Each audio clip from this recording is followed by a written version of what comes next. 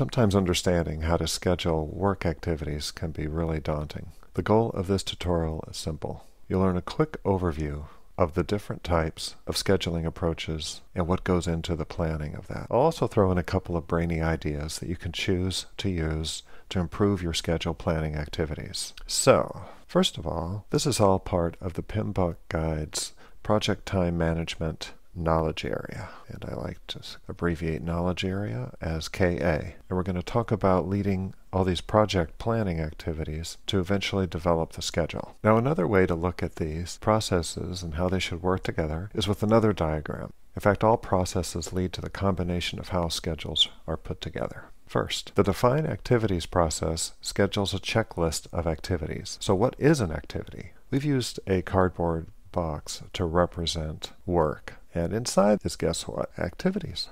There they are. And each activity includes the following parts of the activities list. An activity number, usually unique, identifying the activity itself. A description identifying the scope of work.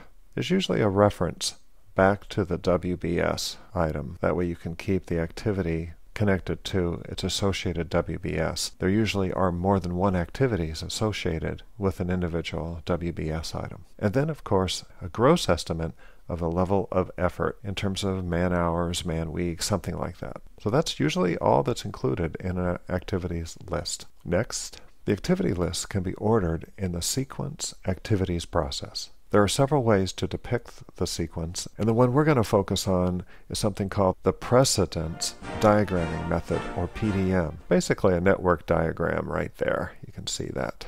That shows the sequence of each network activity. Not unlike a flowchart, you can show each of the activities connected one to another.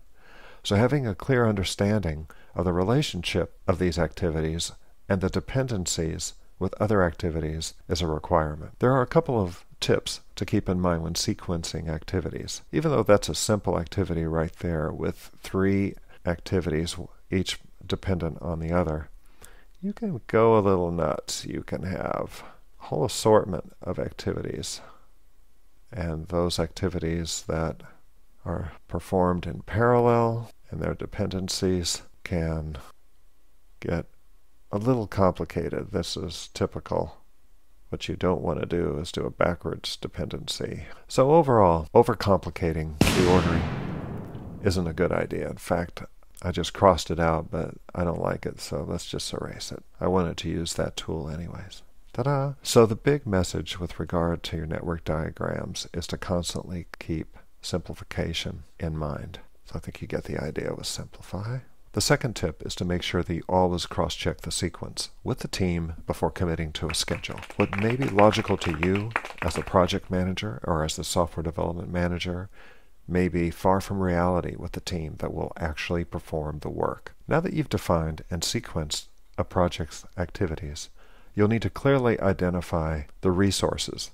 This means people and stuff. The PMBOK Guide calls this the Estimate Activity Resources process. They always use big words. The output of this process is the Activity Resource Requirements. This can usually be put together in a simple spreadsheet. This requirement makes sure that you have accounted for all the resources required for the work to be performed on the activity. This should help line up everything you need and hopefully avoid those last-minute, unbudgeted, hey, wait a minute, we need this other thing to complete the work, and it happens to be expensive or unattainable, like a resource. Some of these items include personnel, training. What if you're working on something you really don't know how to do? Equipment, whether it's hardware, software, access into servers that you don't have, and tools, of course. I don't mean hand tools, I mean software development tools, IT tools, things like that, QA tools. Here's a tip. Use the resource breakdown structure, or RBS, for building up a hierarchy of resources. This approach keeps your thoughts organized in terms of what resources are required, can be a great team-building exercise, and will most likely help ensure that resources are not forgotten. Now that you've identified activities, sequenced them, estimated the resources required, you need to now set the durations for each activity. You could agree on a specific number of hours, like you do in Agile with the Scrum Poker. But a great way to do it is to estimate the level of effort based on 3 values. And these 3 values can be most likely estimate, optimistic estimate, I've abbreviated this, and pessimistic. The most simplest technique to figure out the level of effort with your team is through something called 3 points estimating.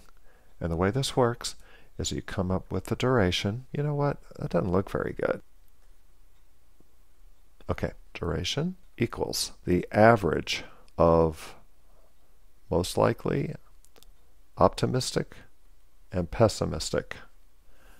And the way we could do that is give you an example. So if the most likely level of effort is 3, and the optimistic is 2, and the pessimistic is 8 hours, you take the average of all that. I'll just put a little function like we're writing in C or something. The average would come up to 4.3 hours. Not bad. It seems to work. It's simple to understand. But how realistic is that? But I think what I'd like to do is erase that. Well, that didn't go very well, did it? Needed to be on top of it.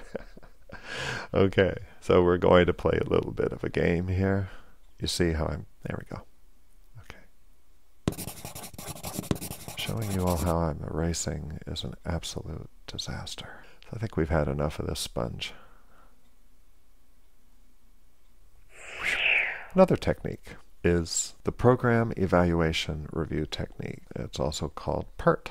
You've probably heard that before, wondered what it was. So what this is the duration is actually composed of optimistic plus pessimistic plus 4 times the most likely, all divided by 6. There we go. So what this does is it puts more weight on the most likely. And as an example, if we are given the same values we did before, an example would be optimistic would be 2 hours, pessimistic would be 8 hours, add them together, plus 4 times, and the most likely was 3. And then we divide that by 6, and you all can do the math.